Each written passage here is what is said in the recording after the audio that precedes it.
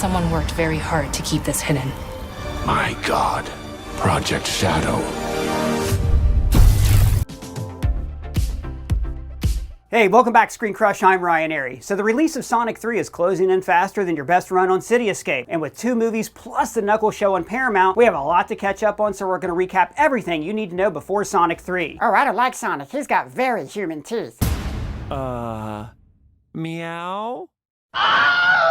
Thanks Doug, I almost erased that first Sonic trailer from my brain, but don't worry, they fixed that. I want to remind you guys before we get going that we have special deals at our merch store, plus our live show tour next year, and you can talk about Sonic on our free to join Discord. Links for everything are below, and I'll talk about this in more detail a little bit later on. The first film kicks off on a strange planet where we meet a young blue alien hedgehog with supersonic speed who's forced to flee his village after it's attacked by echidnas. Attacked by enchiladas? Sounds delicious. No Doug, echidnas. They're a small spine-covered creature from Australia that looks a lot like a hedgehog, despite the fact that they're actually not even related. However, in this universe, they're a warrior cult sworn to protect the Chaos Emeralds, but more on that later.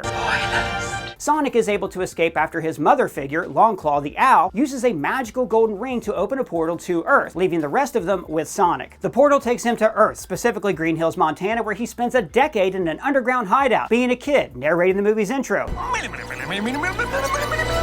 And blitzing past his favorite donut lord at 300 miles per hour, which is how Sheriff Tom Wachowski finds one of Sonic's quills, fully charged with chaos energy. Person, you gotta explain this chaos stuff at some point. Fair enough. It's a key component of the Sonic franchise as a whole. In both the games and films, the Chaos Emeralds are 7 gems that hold immense power, and they are usually the primary MacGuffins in Sonic stories, much like the Infinity Stones in the MCU. They power everything from high-tech machinery to spicy Knuckles sandwiches through the chaos energy they create. Some creatures, specifically Sonic's friends, can harness that power naturally in some way. This is what gives Sonic his speed, gives Tails flight, and Knuckles his knockouts. When all 7 are in the same place, they become even more powerful, allowing people to stop time or even go full Super Saiyan, as we'll see later. So we see just how powerful chaos energy is when Sonic accidentally goes too fast after his depressing single-player game of baseball. He releases a burst of chaos energy that spreads across the entire Pacific Northwest and lands him on the government's radar. The feds panic and hire a man named Dr. Ivo Robotnik, aka Eggman, played by 3-time retired actor Jim Carrey. Somebody stop me! He's your classic mad scientist type and a main antagonist from the games. He wants to take the chaos energy from Sonic, his friends, and the Emeralds to power his inventions and sets out looking for the alien hedgehog with his drones. His bots track Sonic down to his underground home, forcing Sonic to take shelter at the nearest place he could, which just happened to be Old Donut Lord Tom's house. Spooked, Tom accidentally tranks him in the leg, and when Sonic tries to escape using a portal, he accidentally throws his bag of rings through the portal instead. Oh, well, isn't that convenient? With the rest of his portal rings now on top of the Transamerica building in San Francisco and his legs weak from tranquilizers, he begs Tom to take him to San Francisco and get them back, which he reluctantly agrees to do. This takes them on a road trip where they eventually get into a bar brawl that puts them back on Robotnik's radar. Eggman is able to track them down and they barely escape with Sonic knocked out cold, which is when Sonic meets Maddie and Tom's girlfriend, who nurses him back to health. Her daughter gives Sonic his iconic red shoes, and after he heals up, he heads to San Francisco to retrieve the rings. But of course, Eggman isn't done yet. He used Sonic's charge quill to build a machine that can match Sonic's pace, leading to a climactic supersonic chase with enough portals to make Dr. Strange dizzy. That is hilarious. Sonic gets knocked down, and when all hope seems lost, Tom's deputy, Wade, and the people of Green Hills step in, buying Sonic enough time to recharge his energy and send Robotnik into a portal for the Mushroom Hill. Wait, isn't that where Mario's from? Hashtag Smash Movie confirmed? You are thinking of the Mushroom Kingdom. Mushroom Hill is just another Sonic level, one that is also packed with massive mushrooms. With Eggman in his portable prison, Sonic and his new family decide to stay in Green Hills, living happily ever after. We close with a post-credit scene featuring a new friend, Miles Tails Prower, Sonic's flying fox sidekick. Person, foxes can't fly. Well, Doug, this one can. I don't even understand how that physically works. He uses his chaos energy to spin his twin tails like a propeller. It may not be how physics usually works, but he gets the job done. He's fast, but not nearly as fast as Sonic, but what he lacks in speed, he makes up for in brain power. He is a genius inventor and pretty much the man in the chair for Sonic's crew. I mean, you can take the guy out of the chair, but you can't take the chair out of the guy. More importantly, he's a major part of the next movie, which takes us to Sonic 2. I just want to take a second to thank you guys guys for supporting us all year long, and especially in the month of December. Like, I don't know about you guys, but I always get really stressed out by the holidays. Like, around here, we have to work twice as hard, especially with What If, Squid Game, and like everything else that seems to be happening at the exact same time during the holiday week. So I've been looking now for a productive way to manage my stress. I want to like squeeze my face on one side and clench my jaw, or I just like nervous eat all the time. Like, I have a lot of bad oral fixation habits that are tied to stress. Yeah, I know what you mean. I'm pretty much always munching all the time, but I'm a little dog. I know, so like I needed something to help me forget all of my bad oral fixation habits and replace them with a positive habit. So that's why I started using Fume, an award-winning flavored air device that's a sponsor of this video. Does that use vapor or something? Nope, not at all. It's not electronic, there are no batteries to charge, and it does not have pods filled with potentially harmful chemicals. Instead, it has these small plant-based cores that are infused with natural flavors to create natural flavored air. See guys, Fume contains no nicotine, it's not addictive, and it contains non-toxic flavors. Instead, it has plant-based flavors like spearmint ice, cinnamon hearts, and my current favorite, crisp mint. That's why your breath smells so nice. Oh, I thank you, but mostly I just like that it still gives me something to reach for when I feel anxious. It even has movable parts for fidgeting that make an incredibly satisfying sound. And guys, Fume continuously invests in third-party studies to ensure the safety of their products, and it's backed by doctors in the USA. And maybe you don't have a bad oral fixation habit, but you know someone who does. Fume is a great gift to help them change their habit today. After all, Fume has served more than 300,000 customers like myself, and you can be their next success story. So this holiday season, you can give the gift of better habits with Fume. Head to tryfume.com/ScreenCrush and use the code ScreenCrush to get a free Fume topper when you order your journey pack today. It's the perfect addition to make your gift even more special. And if you're lucky, you could even win one of Fume's limited edition gold-plated devices this holiday season. Again, that's tryfume.com/ScreenCrush or scan the QR code on screen right now to get yours today. The sequel kicks off with Robotnik, who is definitely not having a fun time in his fun guy-filled exile. He's going full isolation, mad, shaving off all of his hair, completing his signature look. To escape, he builds a beacon, hoping that someone out there can bring him home using the last of Sonic's fur. And the night he finally activates it, Knuckles answers the call. Yeah, why are all of his friends named after body parts? It's a great question, Doug, and I think that's just a coincidence. That said, Knuckles is special, and not just because he is voiced by Idris Elba. No one likes to show off. He is the last of the Echidnas, making him the sole protector of the Chaos Emeralds. However, he's not just here for those emeralds, he's got bigger plans, as we see later. But before I get into that, I want to tell you guys we have awesome new shirts and collections we have launched just for this gift season, including Marty McFly on Cloud City, Tony giving life to Ultron, Evil will always triumph because good is dumb, Loki Gator, the I Love You 3000, and many, many more. We've even taken some of our best sellers like Original Trilogy and made them available on things like hoodies and glasses. You know, perfect for the gifting season. So if you guys are interested, please sign up for our merch letter so you'll get exclusive offers for new deals, and links for all of those shirts are below. Now, back to what I was saying. Knuckles sees Sonic's quill powering Eggman's beacon, and he makes a deal with Robotnik. He'll take Eggman back to Earth if he helps him capture Sonic, which is a win-win for Egghead. Over in Green Hill, Sonic has been busy busting out his worst Batman impression, causing havoc in the city as the reckless vigilante Blue Justice. But wouldn't like Flash or Quicksilver be better? Technically, yeah, but Batman has better jokes, although we do see Sonic speed reading Flash comics in the first movie. I've got a library. So when Tom catches wind of it, he reminds him that true heroism means taking responsibility, a core theme that Sonic ultimately embraces through his bond with Tails. Now, despite his disappointment, Tom still leaves Sonic the house for the weekend. He's heading to a wedding in Hawaii with Maddie, saving themselves a pricey plane ticket by using Sonic's last two portals. That's a good deal. Home alone, he throws a party for one, until Eggman and his new brooding buddy come to crash it. Knuckles gives the Blue Blur a run for his money before demanding he surrender the location of the ultimate power, which leaves Sonic very confused. What do you want? It's not that simple. What do you want? Luckily, our comrade Tails knows how to crash a party too, and he interrupts the fight with a stolen cop car and bails Sonic out. As they make their escape, Tails drops some major Echidna lore before revealing the ultimate power is what Knuckles is looking for, the Master Emerald. Which is somehow different from Chaos Emeralds? Yes, this one is much stronger. It was actually forged from the Chaos Emeralds themselves. It can control or nullify the Chaos Emerald abilities and can even turn thoughts into reality. The Echidnas weaponized the Emerald, ironically, to protect against those who would abuse its power, but of course, they too were eventually corrupted by it. So it grants wishes? Yep, pretty much. The Owls stole it from the Echidnas and hid it on Earth, keeping watch over it until they were wiped out. However, the battle for the Emerald wiped out the rest of the Echidnas too, leaving Knuckles orphaned as a child, which is why he's taking his childhood trauma out on Sonic, the last of the Owls tribe. Tails takes Sonic to hide at Wade's house, where Sonic checks out a map Longclaw gave him as a kid. It turns out it's magic. It projects a hologram of Longclaw that looks straight out of Star Wars, fitting given how Sonic describes Longclaw as basically my Obi-Wan in the first film. She was basically Obi-Wan Kenobi.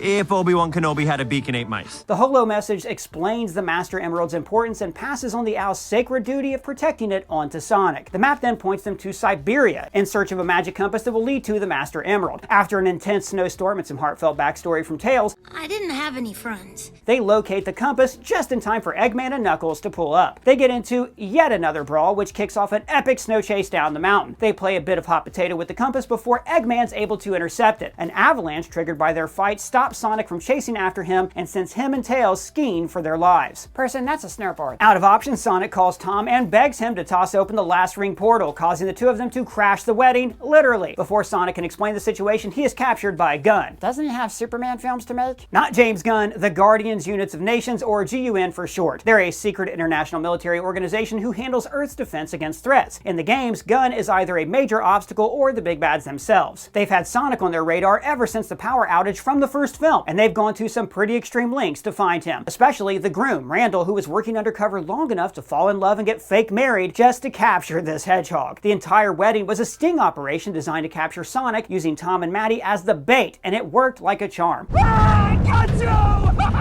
Gunn tries to keep the duo locked up, but Tom and Maddie bail them out using gadgets from Tails' backpack. With Tails unconscious, Sonic follows the compass across the ocean to stop Eggman and Knuckles from reaching the Master Emerald. They throw hands yet again, but this time Eggman uses the distraction to steal the emerald for himself, causing the temple to collapse around them and trap them underwater. Sonic saves Knuckles from drowning, but he can't save himself since he doesn't know how to swim. Yeah, but didn't he just run across the ocean? Blame Yuji Naka, Sonic's creator. He thought hedgehogs couldn't swim, which is why Sonic died instantly anytime he touches the water in the game. Unless, of course, he's going super fast. However, real hedgehogs actually can swim, and they're heckin' adorable when they do it.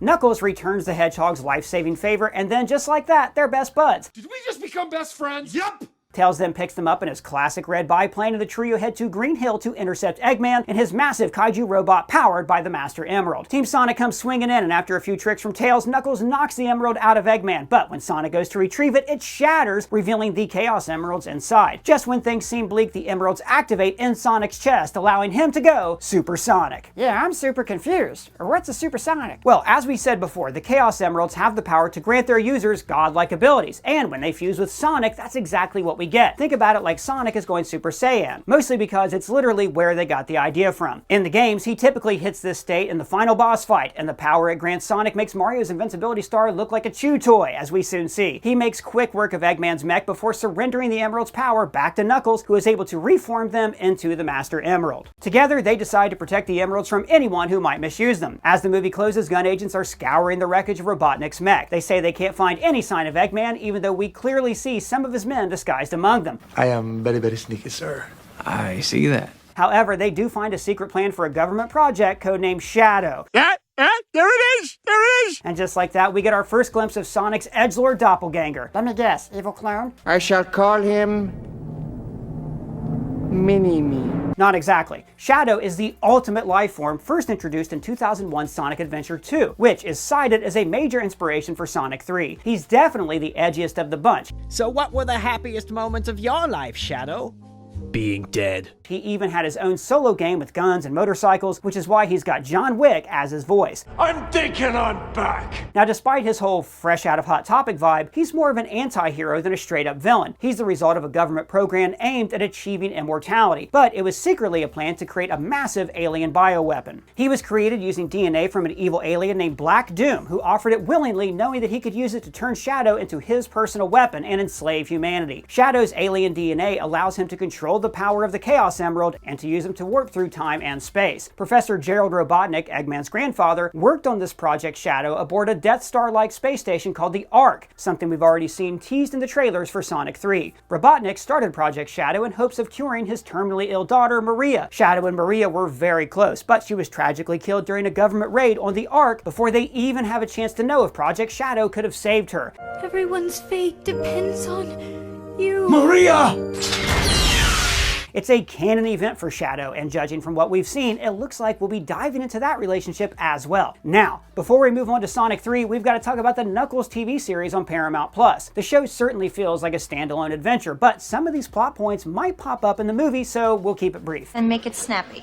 Our fisty-fisted hero is struggling to fit into his new life after finally getting hold of the Master Emerald. He ends up getting grounded for the first time, which is when he prays to his Echidna elders. His tribe elder, Chief Pachacumac, voiced by Doc Brown himself, appears before him, telling him he must continue his Echidna legacy by training new warriors. This leads Knuckles to drag out his old buddy Wade on a warrior quest to the Tournament of Champions, which is actually just an epic name for a bowling competition in Reno. Their training is abruptly interrupted when gun agents show up wielding tech that harnesses Knuckles' chaos energy. They're under orders of the Buyer, a shady arms dealer who intends to use Knuckles' power to create advanced weapons. They manage to capture Knuckles using a gun that can fire replicants of Sonic's rings, but Wade rescues him from their mansion using their discarded tech. A $1 million bounty is slapped on Knuckles' head, forcing Wade to take out his local bowling rival turned bounty hunter before heading to Reno for the championship. They advance all the way to the final round only to face Wade's biggest challenge yet, his estranged father, the man who abandoned him and the one Wade has been striving to impress all season. Now his dad is just as slimy as he sounds. The night before the championship, he betrays his own son, giving him over to Gun in exchange for a guaranteed victory. The agents hold Wade's family hostage and force Wade into handing over Knuckles. However, our boy outsmarts the agents, flipping the gold ring gun back on them, sending them through instead.